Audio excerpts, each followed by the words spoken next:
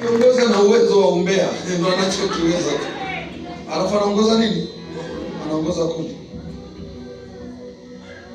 Ndio nashangaa kundi lina migomo mingine ya ajabu. Kuna siku mimi wakati niko Mbeya, niko mwalimu wa kwaya. Miaka hiyo ndio nimetoka kumaliza darasa la 7.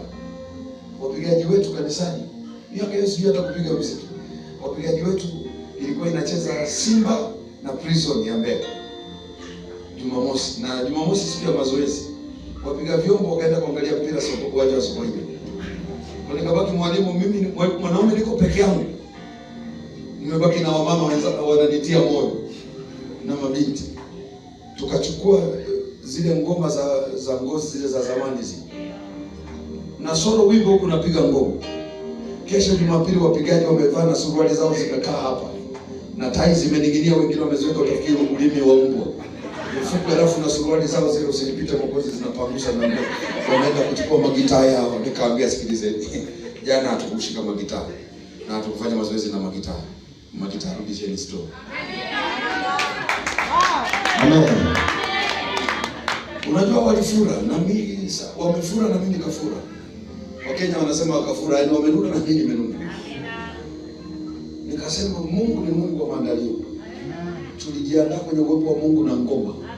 So tutaenda mbele za Mungu na ngoma. Nikashika ngoma yangu nikaiweka hapa na solo wimbo mbangata. Wakaniambia na tuela kidogo. Jamaa wamenuna kule wanapaya step zinaruka. Hizo za kwenda namna hizi mkanyagwa. Wakatembea.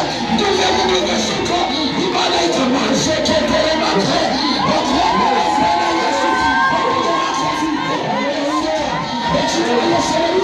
Nasema moja ya kitu ambacho mchungaji mlandani, moja ya kitu kinatakiwa ndani ya kanisa kabla ya kutambulisha huduma za watu, tunapaswa kutambulisha tabia za watu.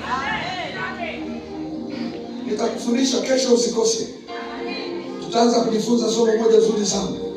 Linaitwa mchakato wa kuandaliwa na Mungu mpaka kuthibitishwa na Mungu. Si kila aliyeko madhabahuni alithibitishwa na Mungu. Wengine walithibitishwa na watu. Sasa usikose, kuna mahali Mungu atakusaidia sana. Mtu mmoja asema amen. Amen.